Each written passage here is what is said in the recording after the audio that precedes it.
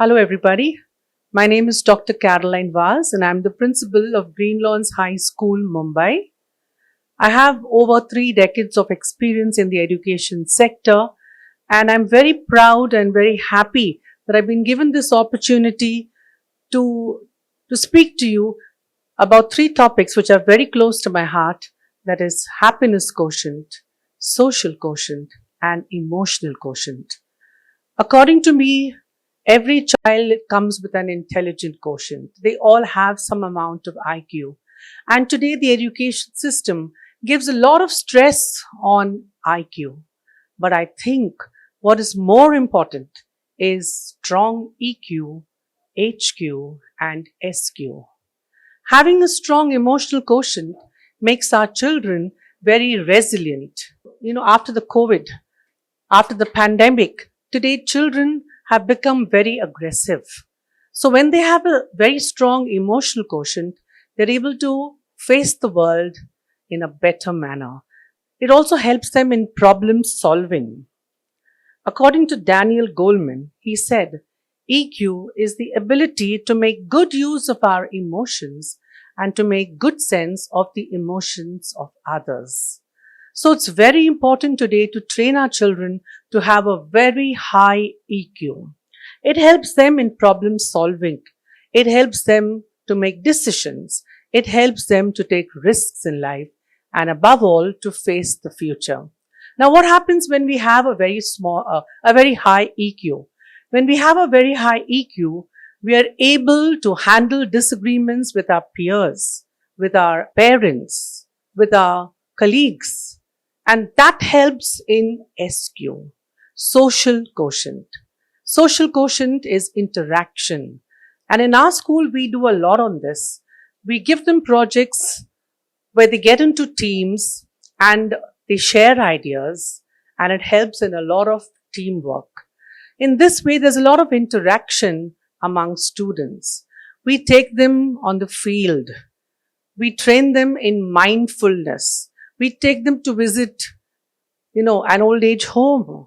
We take them to visit an orphanage home where they interact with these people who are less fortunate. And then they're able to get a better idea of life and life situations.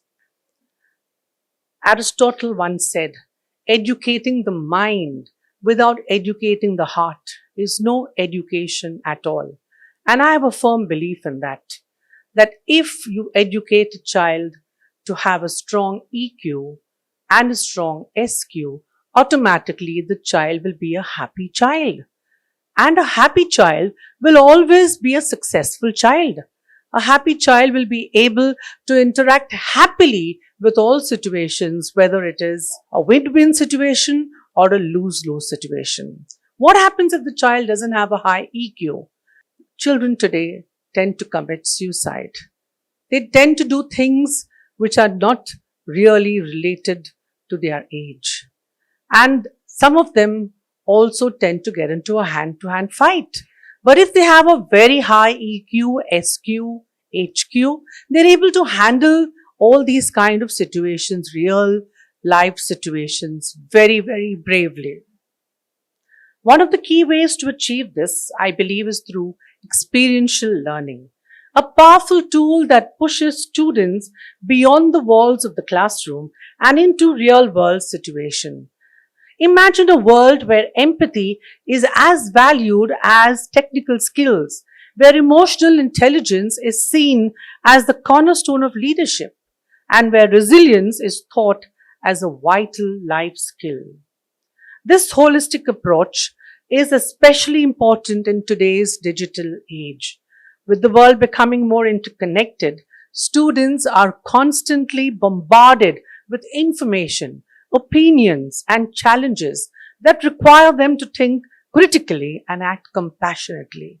Emotional resilience becomes a survival kit, one that allows students to navigate the complexities of life with grace and confidence. What truly excites me about the future is the shift towards a more collaborative global mindset. Imagine a tree without roots or a tree without its branches and leaves. The roots, as well as the branches and the leaves, are both important. So, in this way, the roots become the academic intelligence of the child, which is very, very important.